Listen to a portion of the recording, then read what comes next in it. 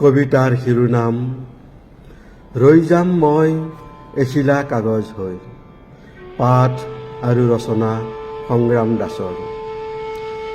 নাজানো কোনখনত শুই পৰি তুলসী তলত বগা বস্ত্ৰৰে মেৰিয়াই গংগাজল ছটিয়াব প্ৰাণহীন দেহ। চাৰি কান্ধত উঠি যাত্ৰাৰ শেষত অগ্নিশয়ন কৰি বিলীন হম পঞ্চভূত।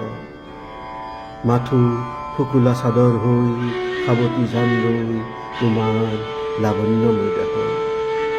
আটক ধুনীয়া জৰতাৰ ফ্ৰেমত শালপোৱাৰ মালা পিন্ধি এখিলা কাগজ হৈ ওলমি ৰং ঘৰৰ দৰে।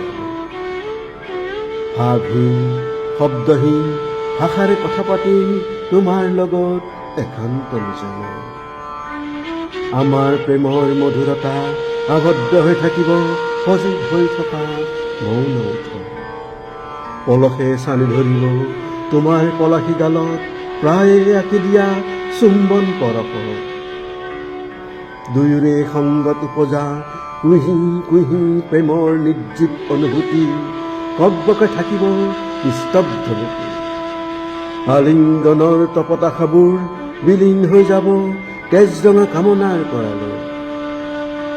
সজাল চকুৰ জৰতা ভেটিব খোজা প্ৰেমৰ ছবিয়ে দোলা দি থাকিব তোমাৰ নিসংগ মনত।